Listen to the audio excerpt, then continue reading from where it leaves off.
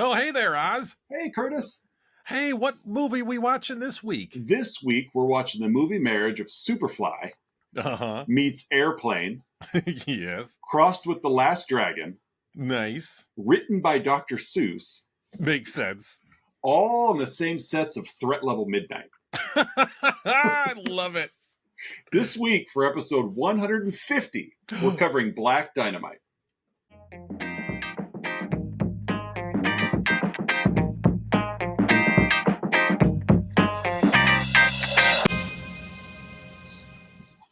Oz, it's our sesquicentennial. It is episode 150. Yes. Coming at you whenever you get to it. On the road to 150,000. Yep. We'll get there. I like our endurance. We're endurance guys. That's it. It's yeah. Almost took that in another direction, but yes. Why? Because we're in it for the long haul. Oh, but yeah, it's been a quick 150 weeks. It has, yes. Yeah. What a fun time we have really every is. week. And we hope that you guys at home or wherever you're at on your way to work or crying in the bathroom stall or whatever. Not because you're listening to us, but because you're out. No. Yeah, that you're listening to us to try to recover from crying in the bathroom stall. Right. But yeah, we hope you're having fun too. So week 2 of non-martial art movie month. Yes. As we cover another movie with martial arts, but not about martial arts. Yes. Michael Jai White's Black Dynamite. Yeah, what a fun movie. It really, but it's one of those like icky fun movies. Like thank God it's a spoof and parody, or else it would be completely awful movie. This movie is an hour and 40 minutes of just winking at the audience at itself. Yeah, and they're just having a blast, and it hurts that like movies like this typically aren't like successful like box office wise, and so they've got legs and they've got kind of a cult status or whatever, but it's like, man, like go out and support the arts, folks. Like, it's just support the funny and the creative. This movie is just so much fun. Yeah, and taking a peek behind the let's talk about flicks curtain, we pretty much manufactured this month's theme around this movie. Yes, it was one of those that like, I want to watch that movie. How can I fit it into a theme? Well, it's a martial arts film, but it's not really about martial arts. So there we go. Yeah. And luckily, Hollywood has churned out enough movies that fit the bill that we can make a martial arts or non-martial arts movie month. Yeah. And who's more equipped to talk about a spoof of the blaxploitation genre than you are? Than two middle-aged white men. Right. Yeah. I feel we are qualified. Yes. If Steve Martin was born a poor black child, then you and I can cover blaxploitation spoofs. We will do our best. Before we do get rolling, we do want to give a shout out to our Patreon subscribers: Don S, Aaron A, May K, Melissa L, Colin K, and Lyle M. Thank you for your patronage. All 6 of you. Yep. So on the road to 60,000. On the road to 60,000 Patreons. So who do you have in the cast of this movie? In the cast, there's a lot of people in this movie. There's really only a couple sort of main characters. And honestly, if you're being real about it, there's really only one that matters. Just one, yeah. And that is the titular Black Dynamite, played by... Interesting use of... titular Black Dynamite. The titular Black Dynamite. There's definitely none of that in this movie. No. Played by Michael Jai White, who, as we were talking pre-show, he was absolutely just born to do this role. Yes. He's got the look, he's got the sound, he's got the talent, he's got the right approach. Oh God, he brings it in this role, and it's just such a fun time. Oh, it is. It's just, I mean, everyone else, and I know you'll get to some of his buddies, like they fit their roles, but I can't see any of them elevate to doing his role. No, I have trouble imagining anyone in this role other than Michael Jai White. Right. I mean, he nailed it. Yeah. We also have a couple other actors who played younger versions of Black Dynamite. Right. There's John Kent Etheridge as 12-year-old Black Dynamite and Neil Lewis as 18-year-old Black Dynamite, who also refer to themselves in the third person as Black Dynamite. Right. You have to. Yeah. We've got Sally Richardson as Gloria Gray. She's a local community activist. We have, I'm just running down the list here. Yeah. Our Arsenio Hall is Tasty Freeze. So unrecognizable too. Yes, yeah. He's a lot of regalia Prosthetics on and him. Yes. Kevin Chapman is O'Leary. Yeah, like sole white man in movie. Yeah. We've got Tommy Davidson as Cream Corn. I always used to love Tommy Davidson on In Living Color. Oh, he's funny. Like he's a funny guy, and it's interesting to see like what a matchstick looks like because he's just rail thin. Yes, yeah. We've got Oba Babatunde as Osiris. He's like a local kind like militant. Yeah. There's I'm not going to go through all of them, but several of the people that are sort of in his militant local army. We have Brian McKnight as Sweetmeat. Let's see, you got Nicole Ari Parker as Mahogany Black is there. Brian Mims as Bullhorn. Like the Mahogany Black name reminds me of like in Strangers with Candy, like the Principal Onyx Blackman. Onyx Blackman, yeah. We have James McManus as Richard Nixon. Yes, Richard Nixon. He didn't play a terrible Nixon, really. No, it was fun. John Sally, yes, NBA champion John Sally as Kotex, another like local criminal. Yeah, don't skip over Miguel Nunez Jr. I know you. Yeah, his name's not appropriate, but I'm a fan of Miguel Nunez Jr. as he had a major role in Return of the Living Dead, as well as Friday the 13th. I think it was 4. Okay. Yeah. So you know that genre better than I do. So thank you for jumping in there. You're welcome. Let's see, who else do we have? Nicole Sullivan from Mad TV as Patricia Nixon. Yeah. Kim Whitley as Honeybee. Mike Starr. Yes, Mike Starr as Raffelli. McKelty Williamson as Chicago Wind, Bokeem Woodbine, Cedric Yarborough as Chocolate Giddy Up. Oh, God. Is there anybody else I missed? You can't forget the fiendish Dr. Wu. Yeah, Roger Yoon is fiendish Dr. Wu. Abraham Lincoln. Dr. Wu. Abraham Lincoln makes an appearance in this movie. Yep. So and then there is a small stable of adult film stars that also who are credited as ladies of leisure. And you'll know which ones they are because they're the ones showing their titular lines. They're the ones who are reading the titular lines. Maybe performing the titular lines. There you go. Yes. So again, really the only one that matters is Black Dynamite. That's the only one that matters. Yeah. But it's just a really fun supporting cast. It just some of the characters that they came up with. It's just amazing.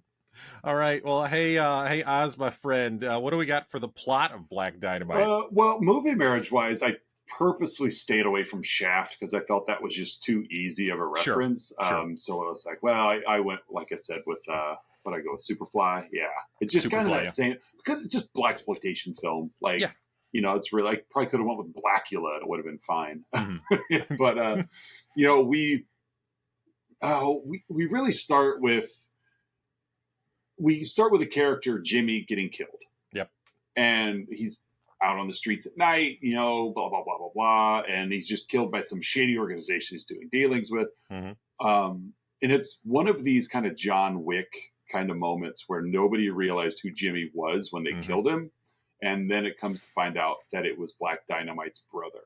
Mm-hmm. And so now the whole city's on red alert because you just killed Black Dynamite's brother. You don't mess with Black Dynamite. Yeah, just like you don't kill John Wick's dog. And so... Black Dynamite, Vietnam War veteran, still has that in the blaxploitation way. Still has that like walking around with current day PTSD. Like everything is he's always ready. Like he never really seems like a threat. No, not like a Travis Bickle, but he's always just angst up, like he's ready to. He's always kind of on edge. Yeah, he's ready to go. That's a good way to put it. So O'Leary, his former army buddy, who now works for the CIA, Black Dynamite used to work for the CIA. Yeah, had a license to kill with the CIA. Right. Apparently, if you are in the CIA, you have the power to just reinstate former agents. Yeah. When you want. Yeah, just as long as you can get the badge that Right. says license to kill, you're back in. And so O'Leary meets up with Black Dynamite. Of course, Black Dynamite he's angry, but he's also uh, he's always at the ready, whether it be friend or foe, woman. Yep. Doesn't matter. He's always at the ready. He's always prepared.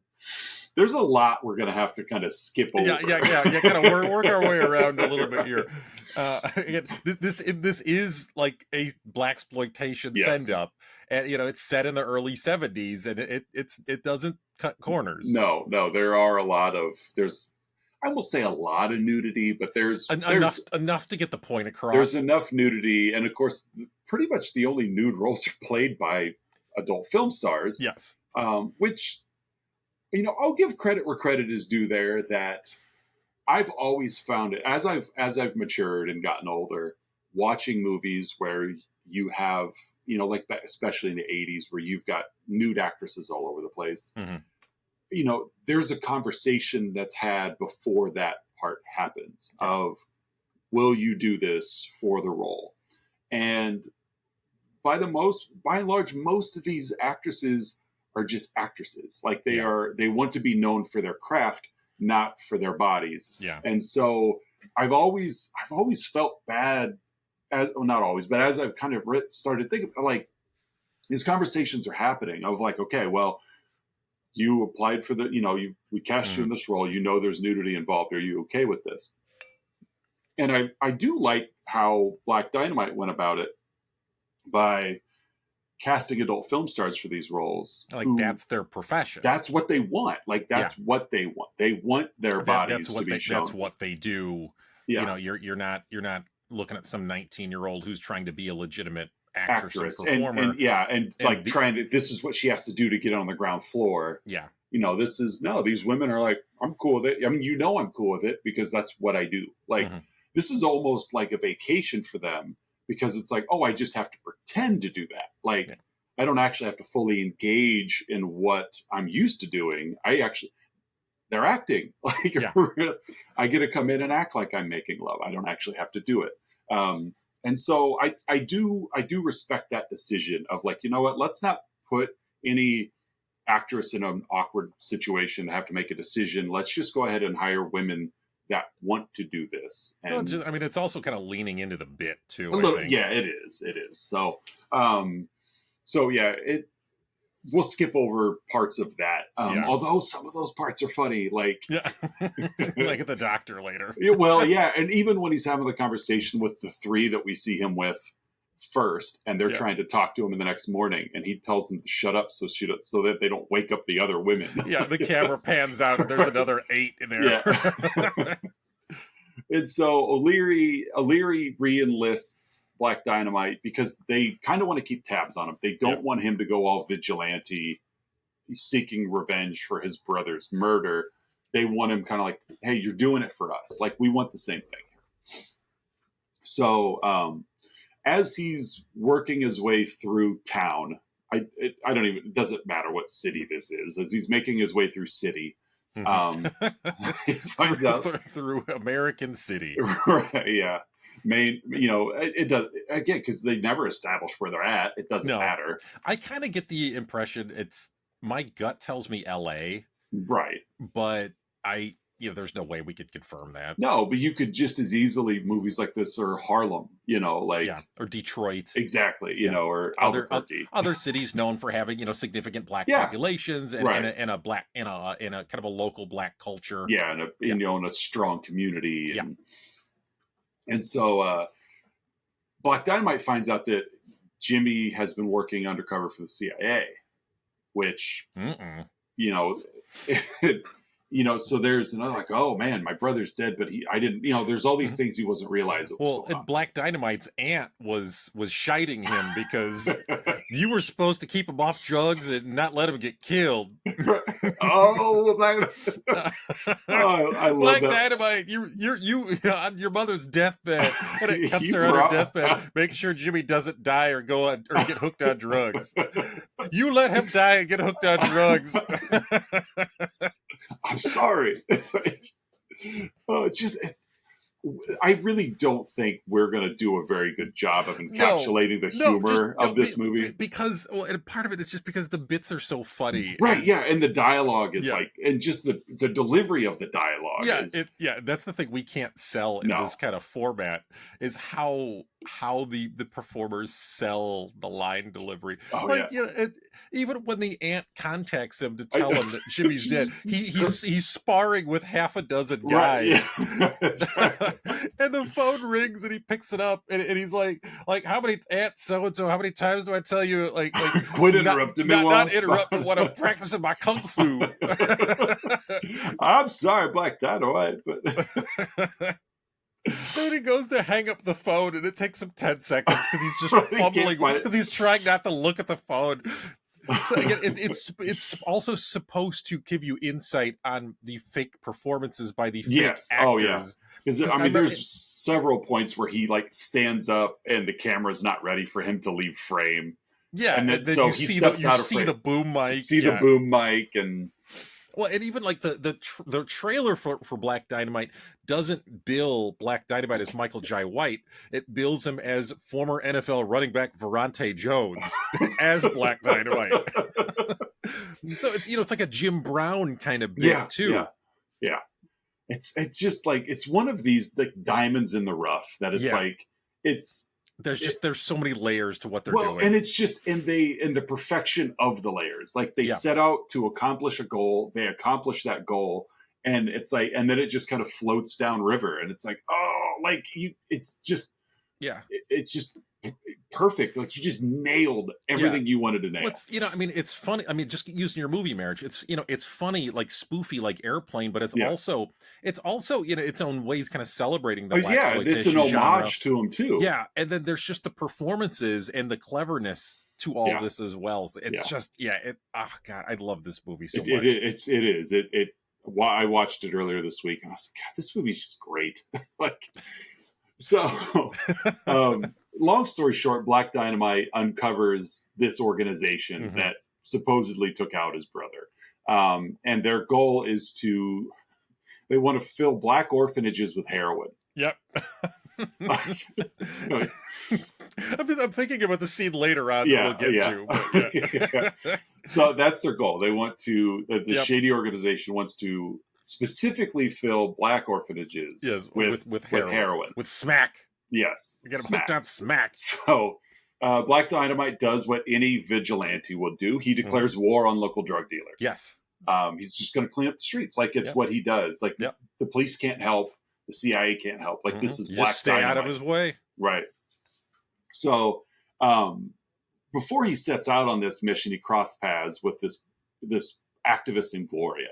And originally she's all in his face thinking that he's counter to the way he's doing it counters the way she wants to do it. And so we can't get along, even though they've got the same end goal. Yes.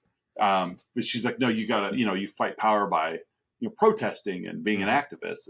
And he's just like, no, you fight power with power. By punching and nunchucking. Exactly. Like, I can't do that. And so, but she works at a local orphanage. So there's a connection here for her. And so she sees all the kids who are getting hooked on smack. Right. And of course they cast children to do this. So, which makes it even... And so, keeps uncovering and uncovering. And BD discovers that the government's involved in this drug ring. Because he gets a hold of some ledger belonging to like a corrupt politician, which there's supposed to be these, like, it outlines these illegal shipments to things happen. There's always these plot devices and they spell them out for you so that they have a reason to segue from one scene to another. So in the meantime, Black Dynamite, because now the government's in, he can't trust the CIA. Yeah. So it's just him and the local militants. So he goes and he gets his team together. Bullhorn, Cream Corn, Saheed, other militants. Yeah. And so there's been we're missing a ton because there's just, again, there's little very funny scenes Yeah. that aren't necessarily plot drivers, but they build our characters and because like earlier Black Dynamite, the first time he's looking for cream corn, and get this fun chase scene with Tommy Davidson running away from Michael J. White. Yeah, with like his blouse flapping over his face the whole time. Like he was getting curlers in his hair. He confronted him at like the hairdresser. Yeah. As he's like bad mouthing him because he doesn't know he's there. Yeah. And so, but they're all working together for this greater good. They storm this warehouse because the shipment's coming. And here they uncover, like this whole movie's just about uncovering. Yeah. They uncover the more details on this top secret mission. It's called Code Kansas. Yeah. There's no drugs in this warehouse. All they find is actually a throwback to the opening of the movie, which is a commercial. Before the movie even starts, there's a commercial for Anaconda brand malt liquor. It'll make you ooh. Yeah, it's the only government-backed malt liquor. Which really sells the credibility, let alone the quality. Exactly. The government's backed this malt liquor. So all the liquor I drink is government issued. But all they find in this warehouse is Anaconda malt liquor. And so one of them, I don't remember. I don't remember which one. A Gunsmoke. Gunsmoke? Okay. Yeah. While they're there, they uncover this Gunsmoke, real big guy, huge guy. He opens up a bottle of the malt liquor, starts drinking. This stuff's pretty good, guys. This is really good. But and he takes a bunch home. Yeah. And so this stuff's really good. And so everyone else is just milleting around while he's chugging this malt liquor. And then they break and he goes home. And they all go to a Denny's, basically. Yeah, local diner. It might be my favorite scene of the movie. Like long scene of the movie is they're at this diner and they've got a chalkboard there. Yep, at a diner. At a diner, and they just start like brainstorming what this Code Kansas means. Well, it's like conspiracy theorist style, where like you're stretching the quote unquote truth to get the answers that you want. Yeah, they're definitely molding what. It reminds me of that. There's that meme where I think it's from Always Sunny in Philadelphia, where he's like in front of one of these boards with all the red strings and he's just so frazzled. Like that's what it reminds me of. I have, on that note, I have a coworker that I work with who's a huge Always Sunny fan. Is also the only coworker that has correctly identified my personalized license plate, which has the word Bort on it, which is an obscure Simpsons reference. and literally, this is earlier this week. He said, stop by my office. And so I walk in, he's a psychologist at the school. And I walk in and he's recreated that board, that exact board from Always Sunny behind him. with the red and like, it's like he found the image and just recreated it like to the T. And it's good for him. Yeah. So as they're sitting at this diner breaking down and creating this conspiracy theory. Yeah. Which turns out to be accurate. It's like that movie, The Number 23, where it's like everything always adds up to 23. Right. If you can forgive enough things that don't. You find your own logic. And this one, like they start with this Code Kansas and they go down like ancient Greek and Roman mythology routes, but it's like it's hilarious because everybody who makes M&Ms? Mars. Who's the god of war? Ares.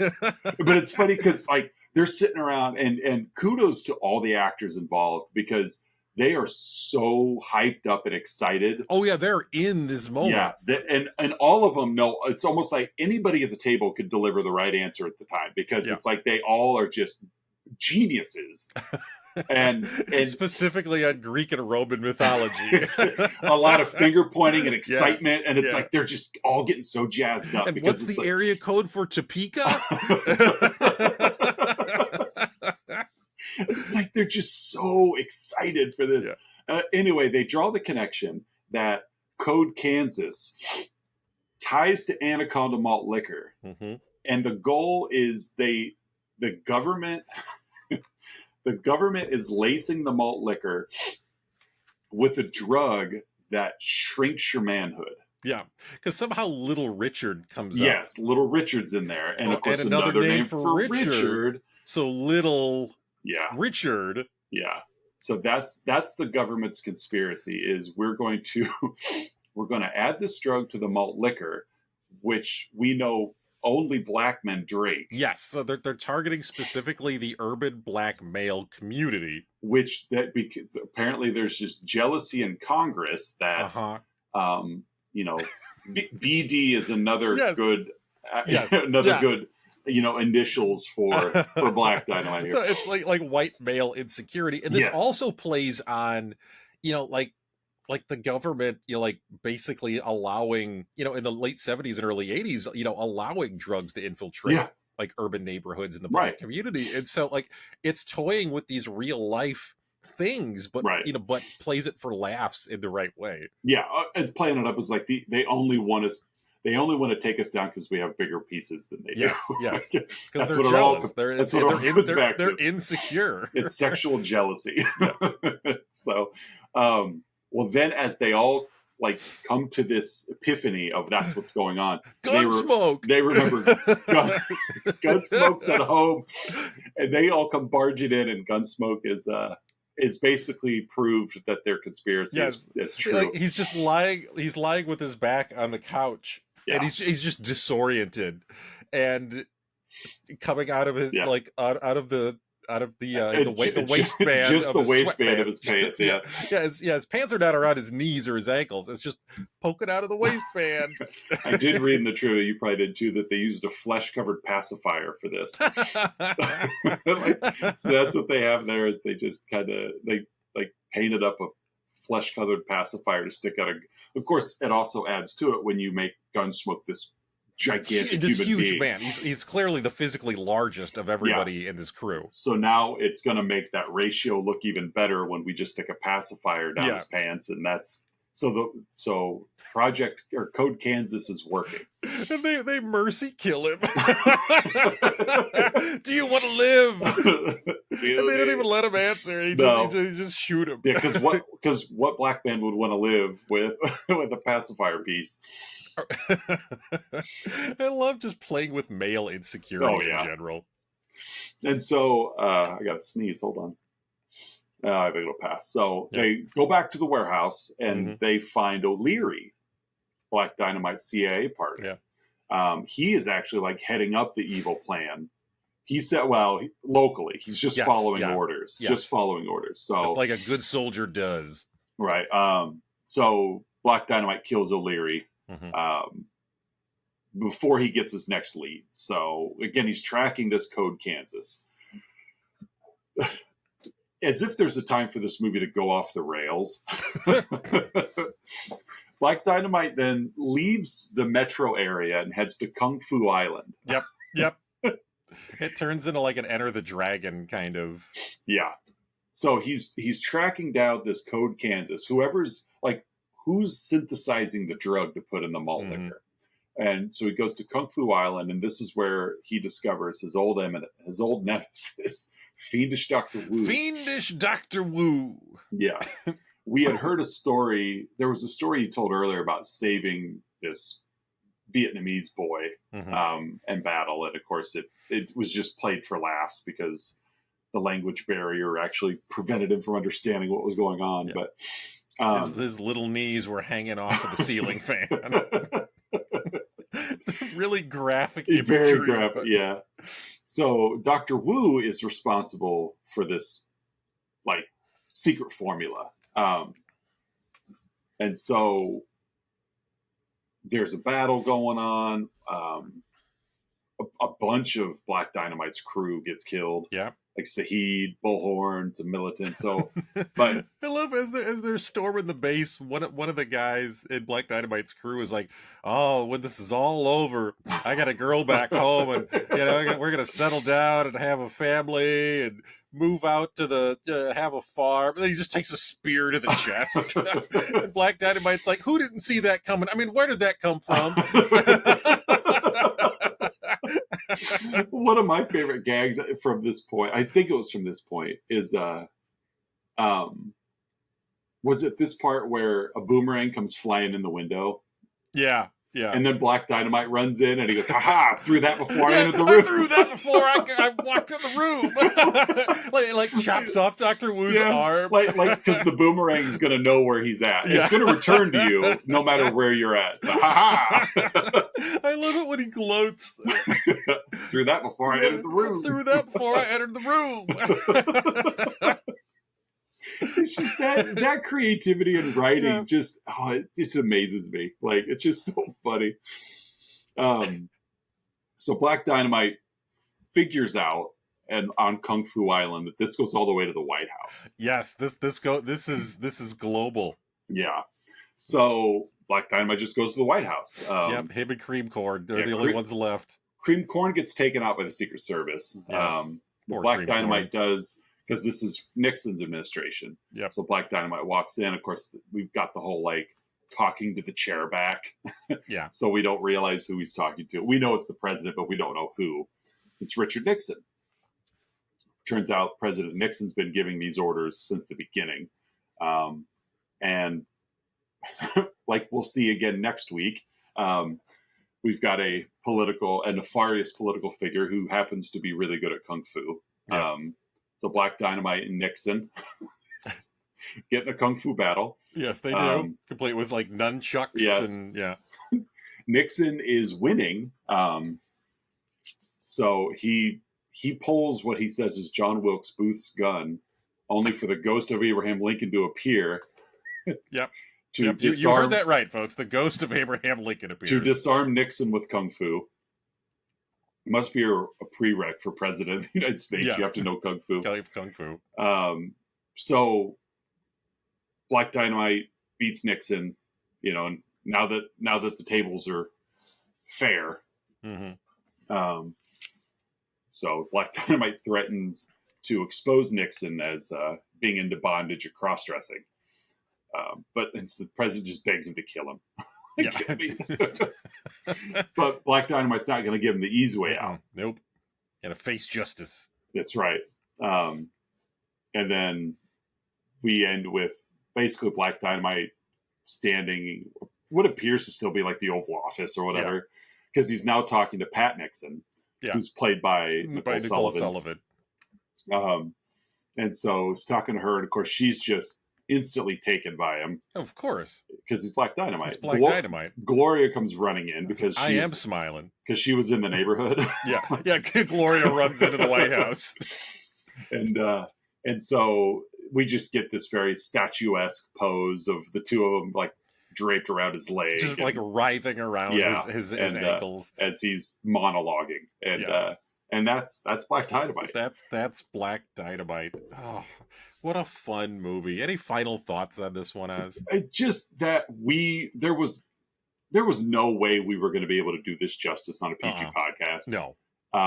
And so if you haven't seen Black Dynamite and you enjoy comedy, yes, and you can take a joke because this movie knows what it's trying to do. Yeah. And because of that, it can get away with a little bit more racism than normal. But again, it's that age-old conversation, but it falls back to the whole, you've got pretty much an entirely black cast, black director, black writers, all of this, to where the idiot white that complain, well, how come we can't use those words when they do? Exactly. It's like that doesn't matter here because these people are in complete control of what they're trying to create. Yeah. And they've created exactly what they wanted. And it's just magic on film. And if you haven't seen Black Dynamite and you enjoy comedy, you need to see this movie. Yeah, go see it. Just fun movie. It only made like 10% of its budget back at the box office. Yeah, that's a travesty. But it did spawn the animated show as well. So. And I haven't seen that. All right. Well, hey, folks. At this point in the show, Oz and I give our own unique rating to the film we've been yapping about. Hey, Oz, how would you rate Black Dynamite? I'm going to give this 7 cans of cream corn. 7 cans of cream corn. What are you giving it? I'm giving it all the bottles of Anaconda. Oh. All the bottles of Anaconda. All right. Well, luckily I can find a picture of Anaconda malt liquor. So yeah, hopefully not the after effects of it. Anaconda gives you Next up in our comedy segments, Oz and I have been scouring the interwebs, searching for unprofessional reviews that tickle our funny bones, and we hope they tickle yours as well. And our next bit, Outside Insights. Hey, Oz, what's your outside insight? This is a 1-star review from Tony C. Tech. Okay. He says, funny. Profanity everywhere. Racist jokes are okay, but trash talk is excessive. Racism. Okay, we'll give that a pass. Yeah, I agree with their statements there. I just don't like how they're saying them. No. So that's Tony's 1-star review. He found the movie funny. Too much profanity, not enough racism. It's like going to see Deadpool and expecting a PG PG Oh, language. This is a Disney film. Yeah, it's not your grandma's Disney. Yeah, I remember when the first Deadpool movie came out. I did see it, by the way. Yeah. What'd you think? I really liked it. Like, yeah, a lot of fun. Yeah, a lot of fun, to the point where it's like I find myself wanting, like, I'm such a, how do I want to phrase it? I unnecessarily punish myself on things like this, where it's like I want to watch it again. Yeah, but I'm like, but I just watched it. So I'll go watch something else while I'm like, wish I was watching Deadpool Wolverine right now. Like, just turn the stupid movie on. Like, stupid Casablanca. Right. So, stupid anyway. Godfather Part 2. Rather be watching Deadpool and Wolverine. So anyway, what were you going to say? I'd say it's, when Patreon subscriber Melissa L and I went to see the first Deadpool movie, we walk in and there's a dad with his, like 6-year-old there. Like, research, yeah, buddy. It's rated R just because it has a superhero in it. Yeah. Right. All right.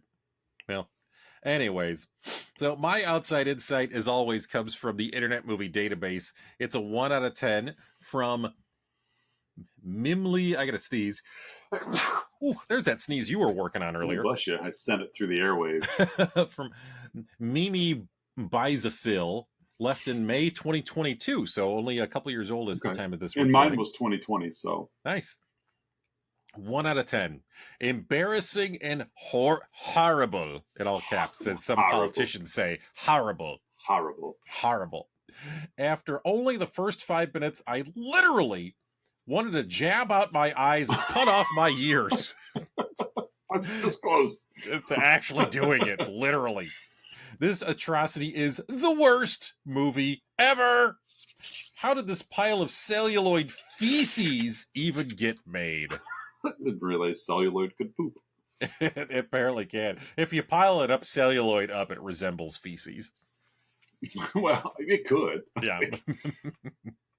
Ribbon. So, thank you, Mimi Bizaphil, for informing us that this movie is embarrassing and horrible. Horrible. It's horrible.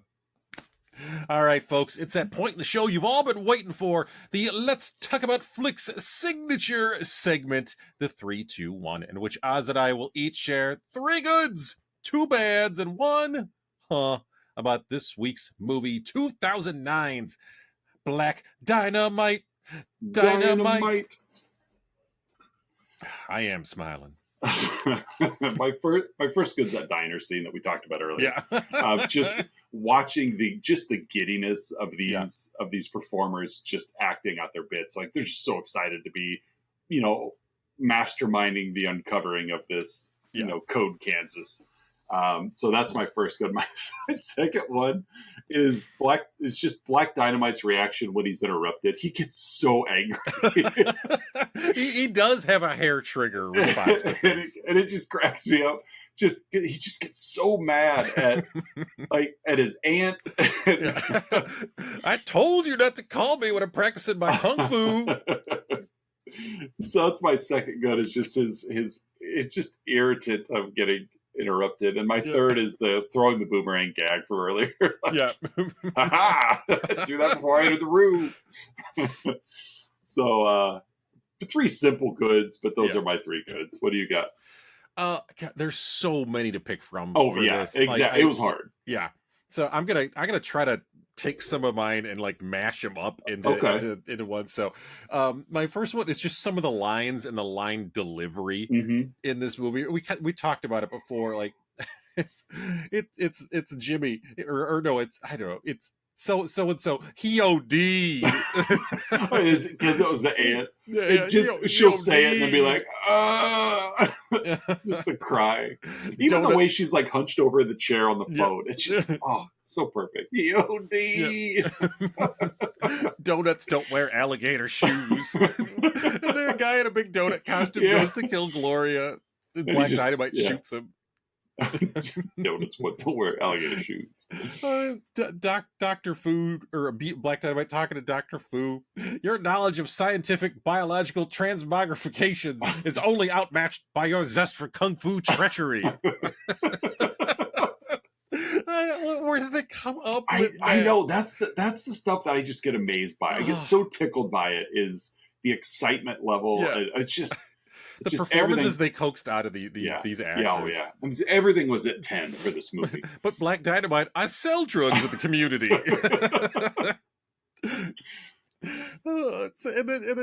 That's the scene where Black Dynamite goes to and he basically confronts all these kind of like local pushers. Yeah, and it's led by Tasty Freeze, Arsenio Hall, and just Cedric Yarborough's Chocolate Giddy Up. And then Black Dynamite goes to leave, and everybody else is stewing, and Chocolate Giddy Up just stands up and goes, "Goodbye, Black Dynamite," and like takes off his hat. And the others are like, "What are you doing?" Like, sit down. Right, paying our respects to the man. It's Black Dynamite. So that's my first good. My second good, I'm gonna go with Black Dynamite / Michael Jai White's exaggerated martial arts sounds. Yeah. Just every time he's like throwing a kick or swinging a nunchuck, he just ooh, ooh. You can tell he just had a blast on this movie. So I guess you could just say Michael Jai White in general, but more specifically, the exaggerated martial arts sounds that he makes.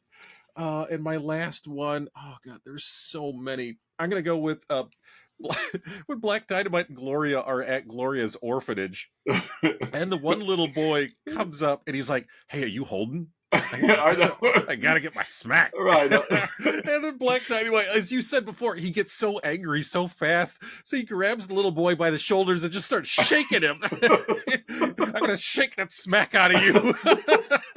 And the little boy, I credit to this child actor, he keeps his eyes really wide the whole time, and he keeps his facial features very loose, so his whole face is like shaking. so Black Dynamite just trying to shake the smack out of this little boy, this little orphan. They're orphans because they don't have parents. Oh my God, I'm crying. I know. This movie is so funny. So those are my goods.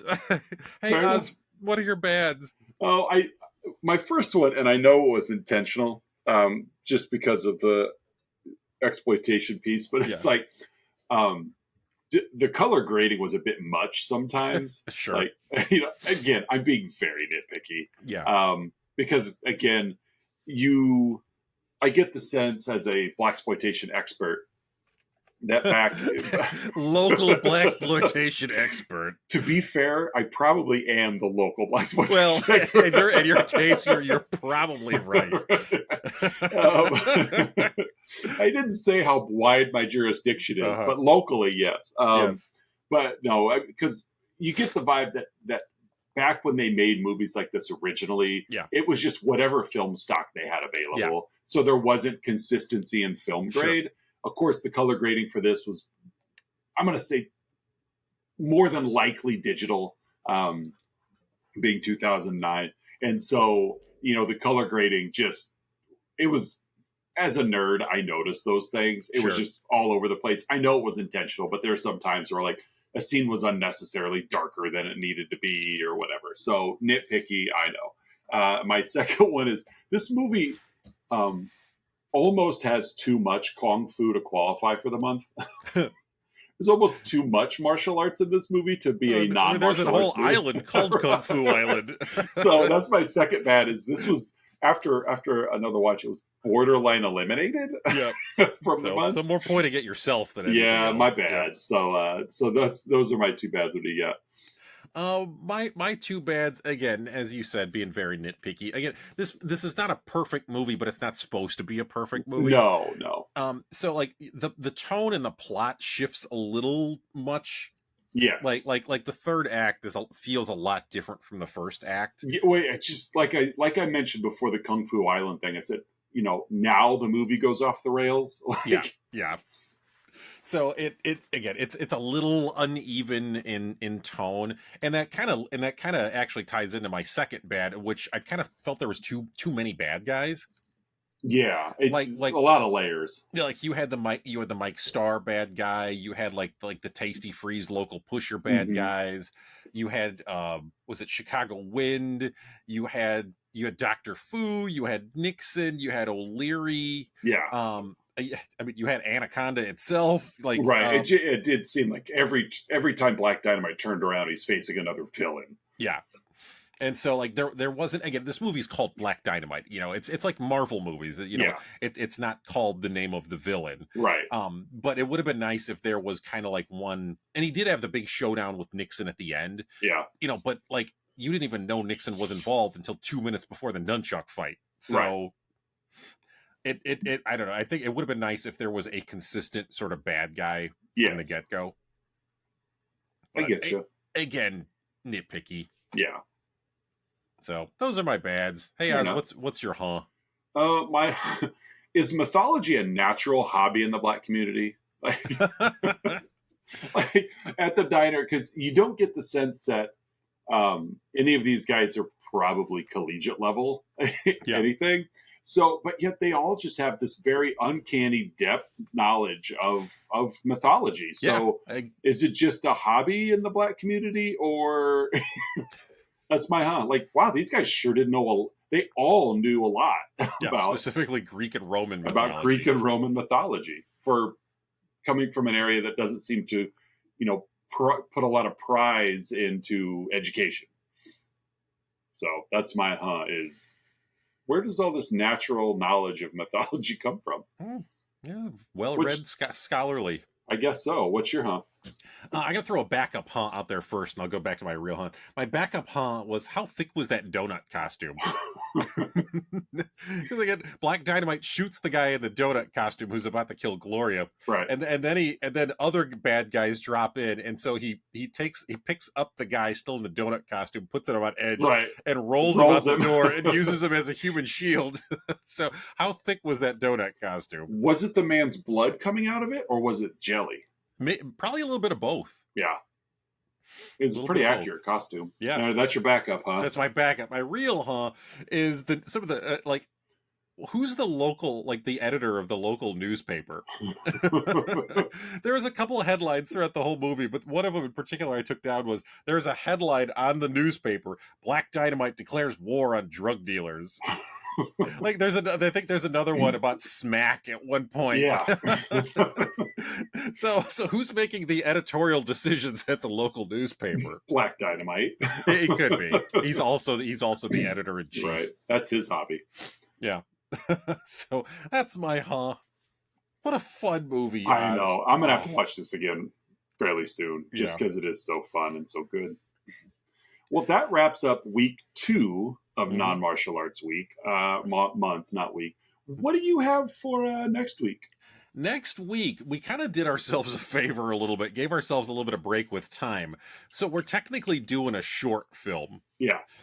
This short is actually now about 10 years old, but a feature length film has been in development for a couple of years. Yes. So we'll see if it happens. But folks, we are going to take on, was this 2014? I think it was. I don't have it all up in front of me. Yes. 2015's Kung Fury. Yes. About a 30-minute short about about a Kung Fury fighting cop from the 80s. Time travel is involved. Yes. A lot of silly fun in this one as well. Like 100% of this movie was filmed in front of a green screen. Yes. So it has that vibe of like everything, for the most part, with the exception of performances, everything's digital. And this, oh man, another one of those like Black Dynamite where the director had a vision in mind and put it on display. Like everything he wanted to do is out there, and very kind of gimmicky look to it. Yeah, but fun, just a lot of fun. Yeah. So next week we're going to continue with not martial arts movie month and dip into Kung Fury. Kung Fury. So we and a couple of names in here that you wouldn't necessarily expect out of a short. So we'll get to them next week. If you're gonna make it like a true survivor. Yeah, I'll have to watch this again. I haven't. It's been a long time since I've seen it, but I'm looking forward to it because it is nice. It's just a half hour in and out. I'd probably go watch it when we get off here before the family even gets up. So all right. Well, ladies and gentlemen, that's another week of Let's Talk About Flicks. Social media-wise, you guys can find us on Facebook, Instagram, and Twitter. Patreon link if you'd like to support the show. We also do want to give a shout-out to the wonderful Chicago Indie Critics Organization. Mm-hmm. Top-notch work everybody's doing over there. Yep, check out what they're doing. Much more important than what we do here. We do the bottom-notch work. Yes, we clear that out so that they can do the highbrow, meaningful work. Yeah, I mean, it's only fair. You're welcome, Chicago Indie Critics. Yeah, that we will take care of the bottom notches. Yes, we got the nonsense. We get it out of the way so you can cover the real things. We're like the cleaner fish in an aquarium. Nobody goes to look at the pretty. Nobody goes to look at the ugly cleaner fish, but that's us. We're the scum suckers, Oz. Yeah, we suck. So that's what we do. But no, that. Great group of people over there, and they do some great work. So if you like to read film theory and film review, give them a shot. Our own patron subscriber, Don S., is one of the head guys over there at Chicago Indie Critics. And I was actually just listening to one of his outlets, the Cinephile Hissy Fit podcast. He's got a podcast of his own, as well as feels like 2 or 3 different publication pieces. I was listening. I was for Patreon subscriber .s. I was just catching up with the Bloodsport edition of the Cinephile Hissy Fit. So some good work done over there. Did he do that before or after ours? I think it was after. Yeah, I'd like to think that we blazed the trail for a Cinephile Hissy Fit. Well, you and I are both tall, so we have long coattails, and it's important that people step on them. They literally ride our coattails just simply because we're tall. That's fair. So, but no, Chicago Indie Critics, give them a shout, give them a look. But no, that wraps up another week of Let's Talk About Flicks. We will be back next week with Kung Fury. So we're 3/4 of the way through non-martial arts month. Yeah, already. As I say that, we're recording on September 7th, and we're already like, oh, we're 3/4 done. No, we're not. We're not yet. But no, you got anything to part with before we take off? I don't think so. Check out Black Dynamite, folks, if you haven't. Yeah, go watch the movie. Yeah. It's unfortunately it's not streaming anywhere, but you can get it from rental spots online. But check it out. Or if you figure out a way to talk to a Somali pirate or something, they could probably get your hands on it. I'm the captain now. I did see my kids got me a joke of the day calendar, and one of them what do you call here was it here? What do you call a pirate wearing a sombrero? What? A sea senor. Stupid. It is stupid. I have in my office. Again, I'm a school counselor at a high school. In my office, I have a. I'm pretty sure Patreon subscriber Melissa L got this for me because all my kooky stuff she gets. It's a dad joke button. Okay. So you press it, and then the voice comes on and just tells a terrible dad joke. Mhm. But every one ends with.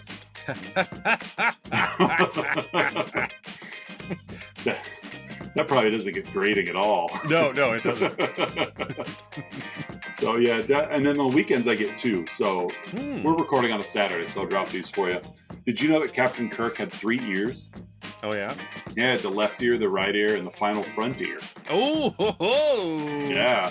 And then tomorrow's joke, because I can tell the future, and we'll leave after this one, although I'm sure everyone's like waiting with bated breath. Yes. I recently ran an ultramarathon in northern Sweden. I realized I'd gone way off course as soon as I crossed the finish line.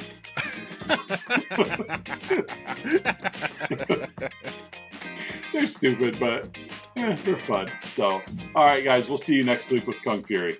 I am smiling.